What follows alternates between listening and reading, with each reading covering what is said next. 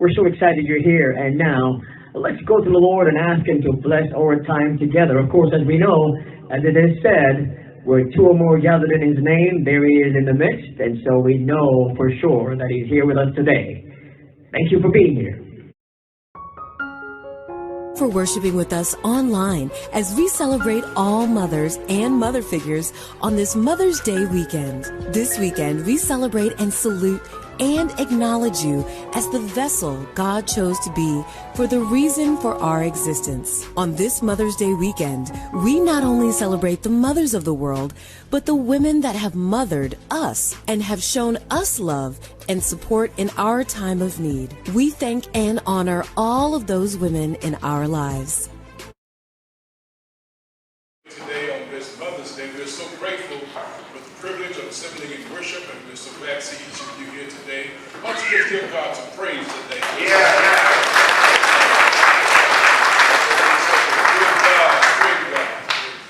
How about let's have all the mothers to stand? Let me see if I can get all mothers to stand. All mothers stand up. All mothers stand up.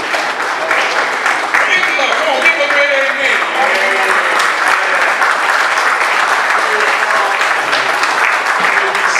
Praise God for you. And this is your day, and you make sure they treat you right. If they don't treat you right, you turn them in to me, and we'll see something happen. Praise God. Praise God. I tell folks, you're blessed that your mom's still living. My mother's gone with the Lord, but I was blessed to have her for 64 years, and that's a blessing. And so I got some good memories. I choose to celebrate today, not sit around crying, feeling bad. I tell folks, instead of feeling sorry for yourself, go find some old lady and try to make her happy today. And Amen. feel better making her happy. Amen. Amen. Amen.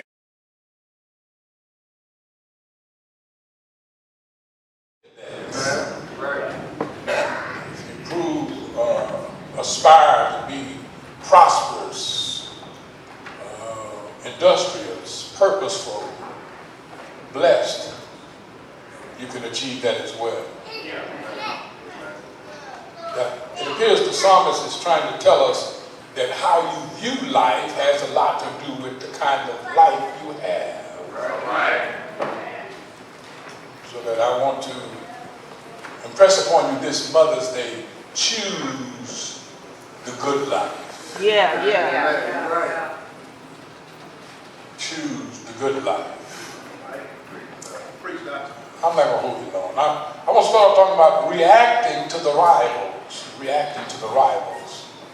The verb here used, fret, is a strong one. Its meaning is to burn with anger. To burn with anger. The psalmist says, be careful of burning with anger. And of course, he's concerned about the focus, being envious of those who in the world are workers of iniquity. Fret not thyself because of evil doers. Brother Jackson, he presupposes that there are evil doers. And it bothers me. We have too many church folk who pretend there aren't any evil doers. Some of y'all real naive. And you need to understand, all evil doers aren't in the world. You got a bunch of them right here in church. They come to church to do evil. There are a lot of evildoers. He doesn't deny evildoers. He said, but you've got to be careful not to allow evildoers to mess you up. Don't allow your anger to burn against wicked people, evildoers. And he said the problem is, Alan, is that a lot of folk are tripping. Whenever that happens, it means the devil don't finish my sermon. That means y'all gonna shout today. Whenever you get to this matter of recognizing that there are evil doers, you got to be careful not to allow your anger toward them to cause you to become one of them.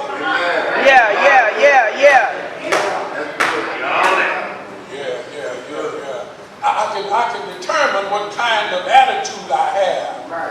You know, no, you really choose what you focus on. I told you before, when I was young, I get concerned about folk don't like the task. And now I could give a fat rat about whether they like me or not. See, you gotta understand, you can't change people. But you can change you. You can determine whether you have a good day or a bad day. Say it.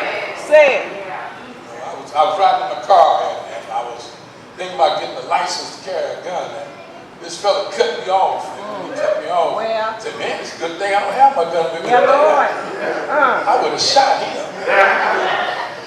And then you start thinking about, if you're not careful, you'll respond to the spur of the moment.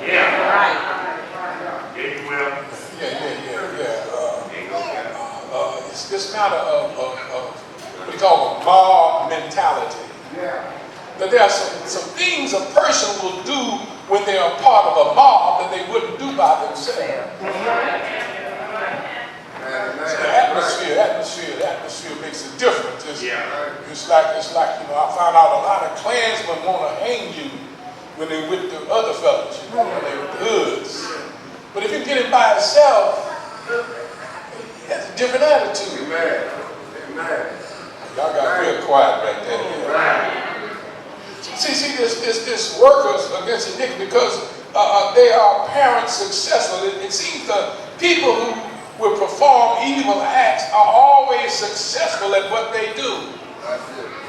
It'd be different, Brother Stupid, if they get caught. It'd be different if God was punishing them. We claim we have favor. We are God's children. We are God's chosen ones. It seems like my life ought to be going the right way.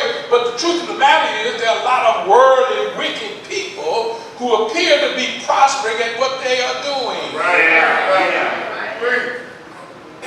I was thinking it was years. I found out it was March the 29th, 2022. That's this year, a couple of months ago, that they made lynching illegal. Y'all missed it. March the 29th of this year,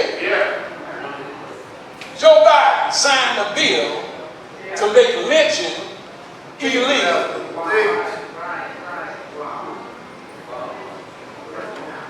I mean, with all them talk, we talk about all this stuff that happened in the past. Why has it taken so long to do the obvious? This year, lynching became illegal. And you see, the wheels of justice can move slow when it comes to certain people. No, you're right.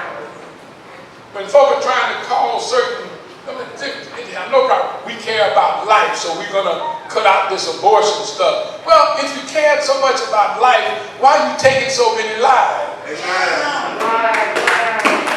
Make life difficult for certain people.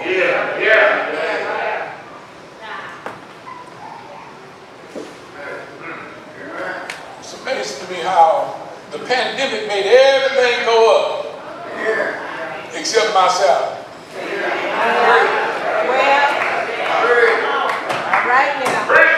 Poor people make the same, but they keep raising the prices. Gas is twice as much. Food keeps going up. But y'all supposed to make it. And we got to raise the prices in order to make a profit. But why is you making so much profit? Come on now. The profit is growing extensionally a whole lot faster than my salary, but you claim you got to do it because the cost of it's almost like when they see the price of crude go up, they automatically raise it at the pump. But the crude went up today, and you raised the price yesterday. Something wrong with that mentality. Yes, sir. And see, that's what David is talking about. You have to be careful with your attitude, because if you're not careful, you'll start focusing on that mess. you'll start focusing on Trump and Dump, and you'll start focusing on the fact that you got fired. You'll start focusing on the fact you can't pay your rent. You'll start focusing on the fact you lost your job. You'll focus on the fact your car's not running right. Seems like everything is going wrong for me. Yeah. And folk ain't worth the plug nickel. They prospering. They going on television. They smiling. And they know how to just fix everything they want the way they want it fixed. Yeah. And if you're not careful, you'll start folks saying something's wrong, something ain't right. You get mad. You get angry. But some say you have to be careful. Don't allow your anger to burn about how evildoers appear to be prospering. Don't allow your anger to burn about stuff that you can't do anything about. Yeah. Don't you not going your way. Be careful, he says. For they shall soon be cut down like the grass. And they'll wither like the herb. I got a question about what do you mean by soon? Something weeping may endure for the night, but joy comes in the morning. Somebody said, but how long is the night? Say.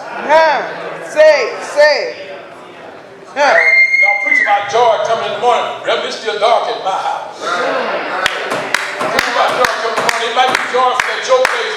There's no joy at my house. And the problem we have as church people, especially when God is blessing us, you got to remember everybody is not as blessed as you are. Everybody don't have a car to ride in. Everybody don't have a roof over their head. Everybody don't have life going their way. And you have a good life not because you're so much better than anybody else. You have a good life not because you're so much a Christian than anybody else. It's just your season to be going high.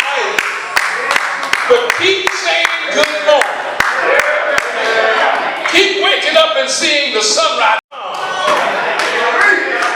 I was 64 years old when my mother died. I was 62 when my daddy died. That's probably, I know.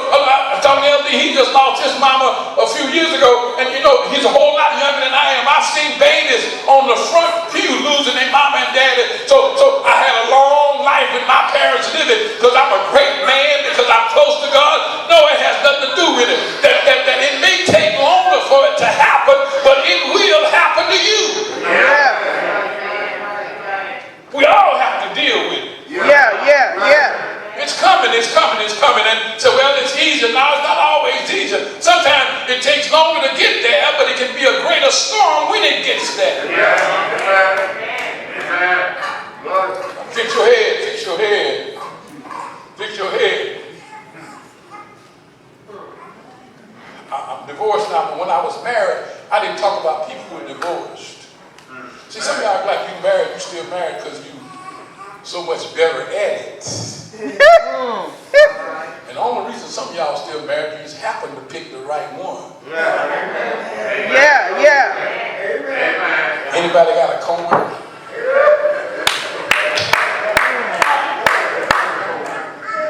Just like you picked the right one, you just as easily could have selected the wrong one.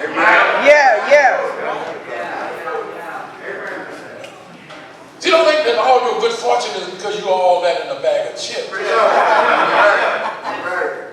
Everybody labeled an evildoer is not always the evildoer. Amen.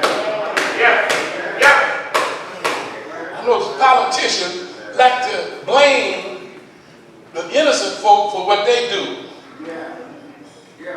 And the folk who are guilty go around smelling like a rose. I'm confused. They got rid of Clinton because he had a blowjob. But I'm sorry. But then before they elected him, he was grabbing ladies' private parts. And all these sanctimonious folk who got rid of one president elected another who was guilty of more stuff. it appears to me that somebody's being hypocritical. Amen. Oh, I know it's hard for y'all. Don't get nervous. You need to be. Because we need to stop lying to ourselves when we have certain standards, but our standards are not really revealing themselves. If it looks like a duck, if it quacks like a duck, if it walks like a duck,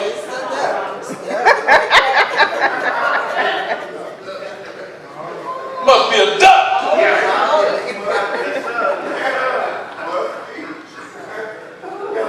You can take waste and put it in a pretty bag. Put the bag in a box, wrap it up in some good wrapping paper, put a nice bow on it. But you leave it there long enough, it's going to stink. Leave it long enough, it's going to start stinking.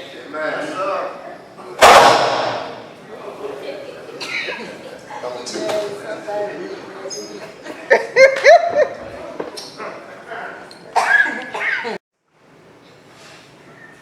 There's a difference between those who are workers of evil and those who lean on the Lord.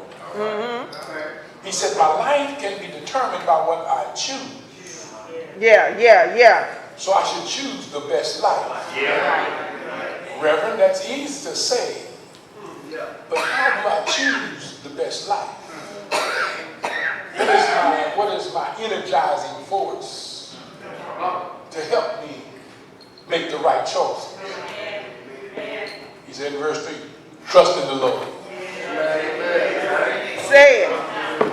I call that the righteous remedy. Trust in the Lord. John, I know it gets kind of hard for some folks. He always preaches the same stuff. But you know what? As hard as I study, as many books as I read, and many new books I read, I always end up with the same solution. So you go to school, I can talk to educators, I can talk to philanthropists, I can talk to people who on top of the world, but the ones who really know, they all give the same solution. I've talked to people who've been through some tough times, some rough time, difficult days, a rough life, gone through all kinds of storms, and the ones who really have the strongest testimony, they all give the same solution. If you want to make it through life, you have to learn how to trust in the Lord. Trust in the Lord. Trust in the Lord. Trust in the Lord. The devil loves to cause you to trust in other stuff. He'll say you to trust in yourself and trust in your own abilities, trust in your accomplishments, trust in your posse, trust in who you run with, trust in your connections, trust in your 401k, trust in it. He said, but you know what? If you really want to get the secret to life, you need to learn how to trust in the Lord. Carried away with a whole lot of mess. But when you get to my point in life, Brother Clint, from 71, I look back and it seems so simple. It's amazing to me. The solution at 71 is the same one they told me when I was 7 and 1. They were telling me in Sunday school, trust in the Lord. Lean not unto your own understanding. In all thy ways acknowledge him and he'll direct your path. They were telling me in church school, you got to lean on the Lord. You got to trust in the Lord. And seemingly, as all these years go by, I've been through some this and I've been through some that. I've done some of this and I've done some of that. But at 71, in May 8th, 2022, you know what the solution is for making life successful? You got to learn how to trust in the Lord. Trust him when you're broke. Trust him when you got money in your pocket. Trust him when things are going well. Trust him when things aren't going well. Trust him when you got a load on. Trust him when your burdens are light. Trust him when the sun is shining. Trust him when the winds are blowing. You got to learn how to trust in the Lord. That's what David said. I learned how to trust in him. Trust in him. I trust him. I don't let life kick me around. I learned how to trust in the Lord and do good.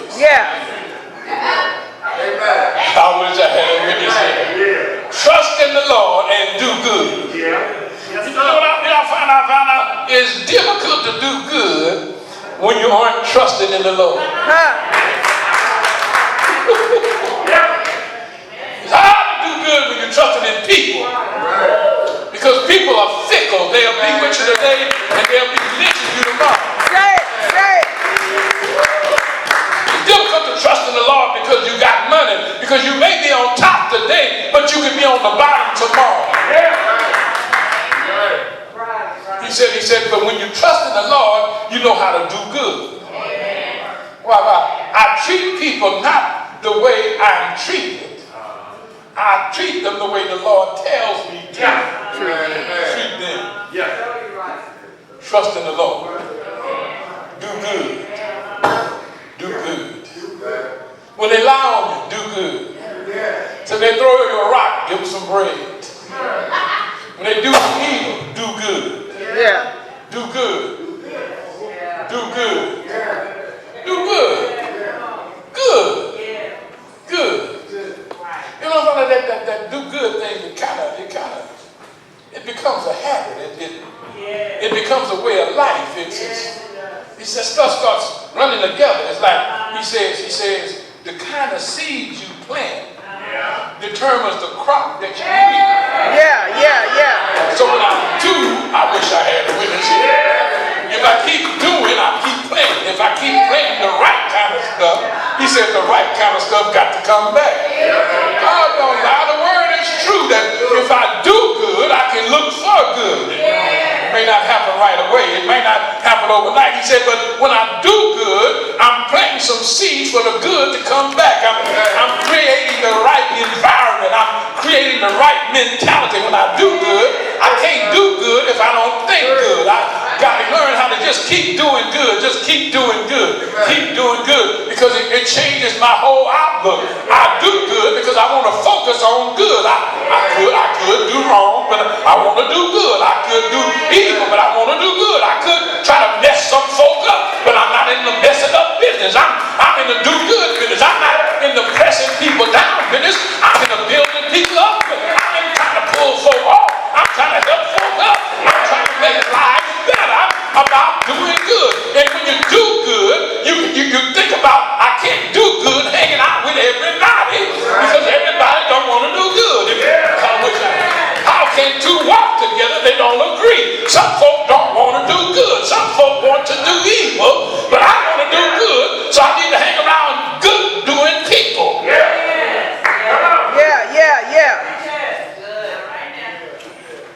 And then he says, feed on his faithfulness. That's why I like that song. I love that song. Great is thou. Come on here, somebody.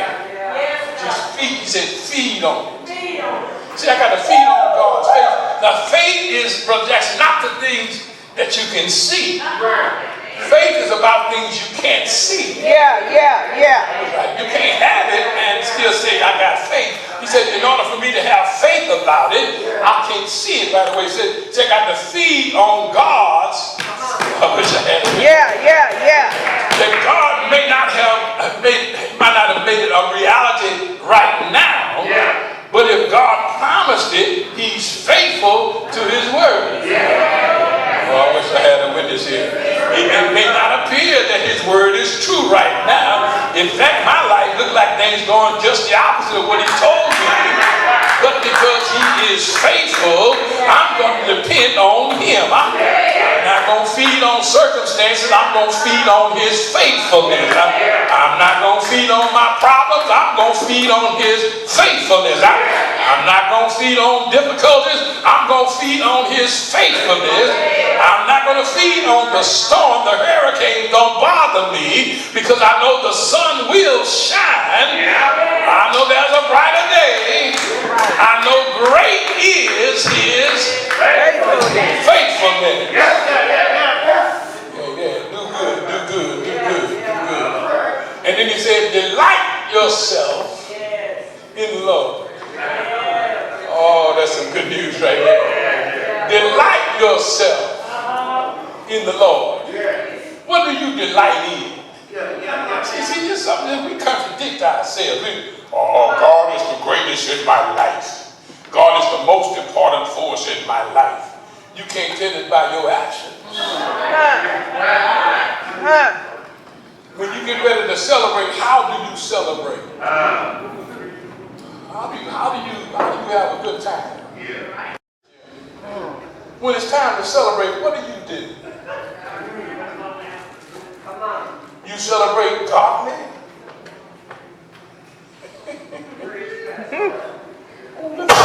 Quiet guy. That's not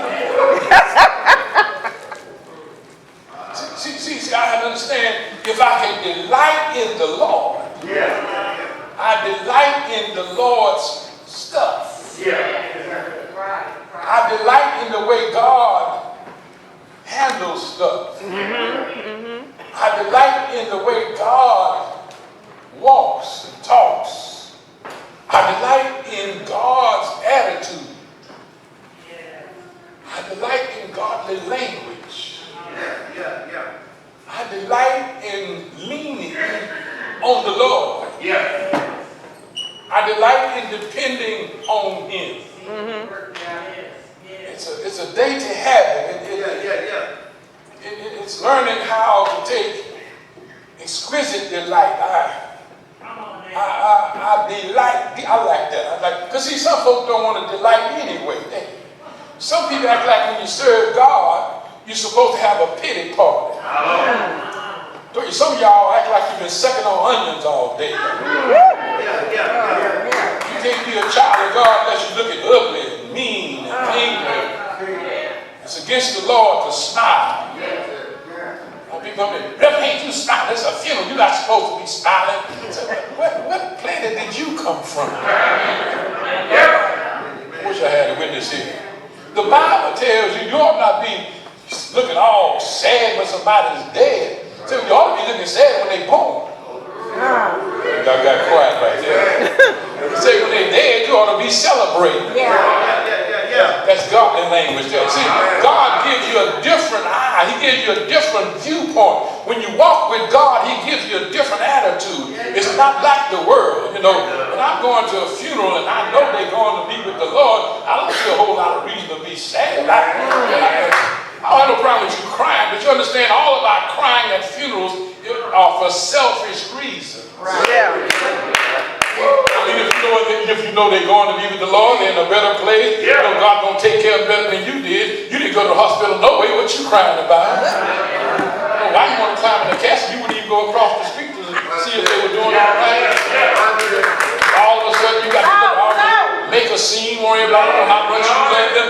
Love is not determined by how much you cry, but you can cry because you're going to miss them. You can cry because they're not here any longer. Some of y'all going to cry today because you missed your mom. Nothing wrong with that. You can cry. You're supposed to cry sometimes. Cry can get some of that pressure off of you anyway. You don't let other stuff fall on you. But you got to understand, you're not crying to help them. You're crying for selfish reasons. When I walk with God, I have a different attitude. You're right. But when somebody die and go to hell, gonna bust hell right, it's time to cry. When they wasted their whole life and they decided they wanted to enjoy, just like I heard one man say, I'm gonna have fun on this side, y'all can have it on the other side. I'm gonna have my good time on this side, and I'll just go to hell on the other side. I said, oh, that sounds real good and smart. And up there snappy. But the thing is that this life is a whole lot shorter than eternity. For anybody to die and go to hell. You gotta understand eternity is a long time. You ain't talking about a year, you're not talking about 80 years, you're not talking about 100 years. Eternity is a long time. When you get through counting, you still got some more eternity to do. You can start counting in the morning, count all day long, count all day long, and when you get through counting all year long, you still got some more time. That's the time to cry. That's a sad time. But when I learn how to focus on the Lord, when I learn how to rest in the Lord, when I learn how to lean on the Lord, when I learn how to trust in the Lord and realize that He can make a difference in my life, I learn how to delight in the Lord. Y'all think I wasn't supposed to take this long. Let me close this out real quick.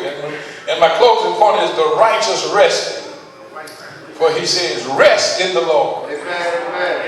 Rest in the Lord and wait patiently on him.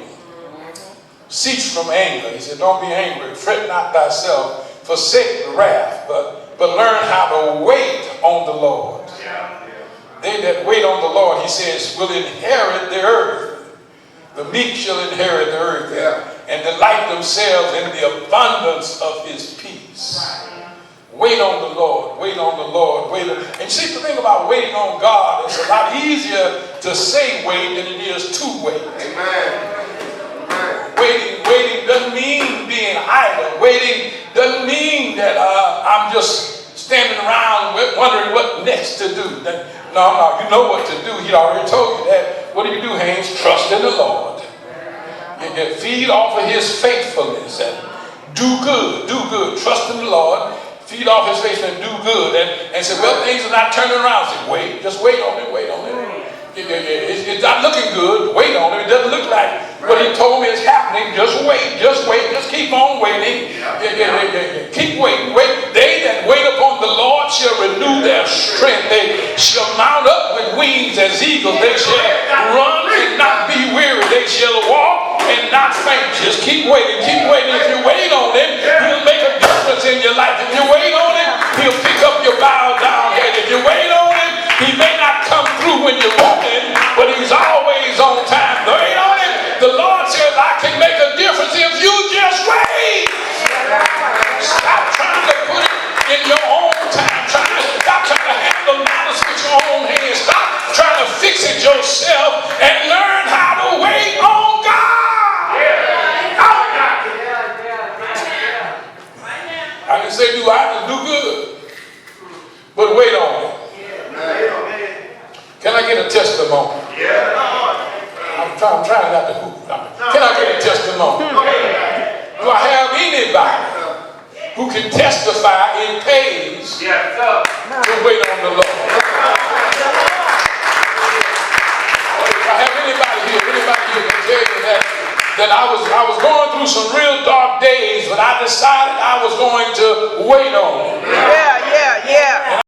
Through when I needed it the most. I didn't think it was going to turn like it turned, but I declare that God is able to hear and answer your prayer.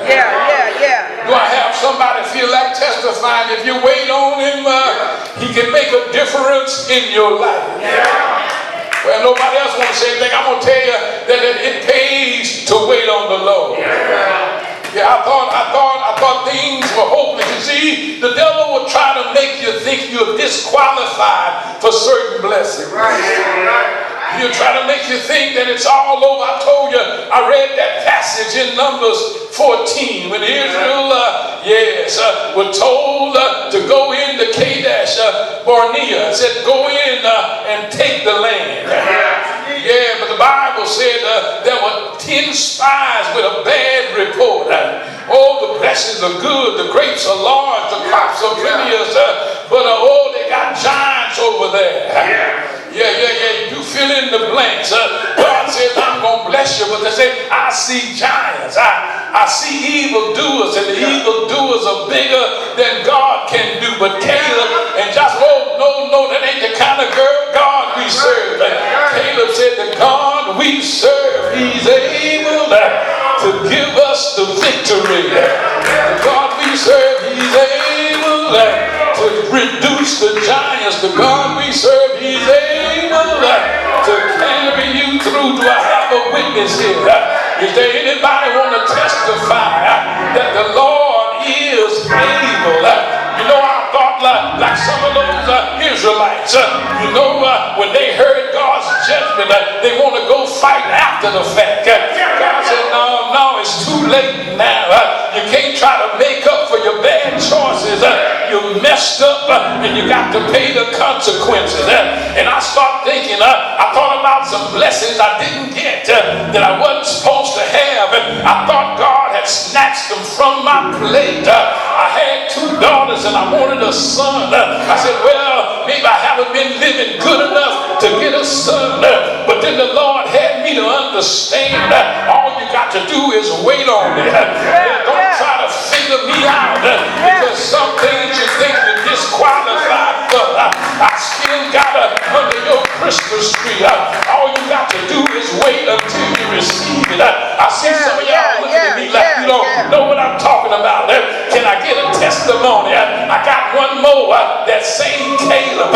Let's fast forward 40 plus years. And Caleb said, oh, I was there when y'all didn't want to go. I was there when you didn't want to lean on the Lord. But I'm here 40 years older. I'm in my 80s now. And I declare that my God is able to give me the victory. I'm going to claim that mountain because just like he told me then, I believe he'll give it to me right now. You know the story. He went up to Hebrew and he claimed the victory. Do I have anybody here that's waiting on the Lord? Do I have anybody here that know the Lord will come through? The Lord will give you what you need when you need it the most. And I think I want to tell you, ain't nothing like trusting in him. And he comes in when the least expected. Ain't nothing like trusting in the Lord. And you thought it was all over. But he comes through when you need him the most. He didn't just bless you, but he blesses you with unexpected blessings. He blesses you for what you thought were disqualified blessings. He blesses you and he keeps blessing you over and over and over again.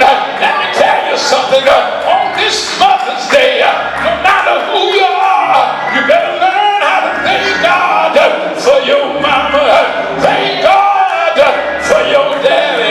Well, preacher, you don't know my daddy. He was a trifling man. My mama, she was no good.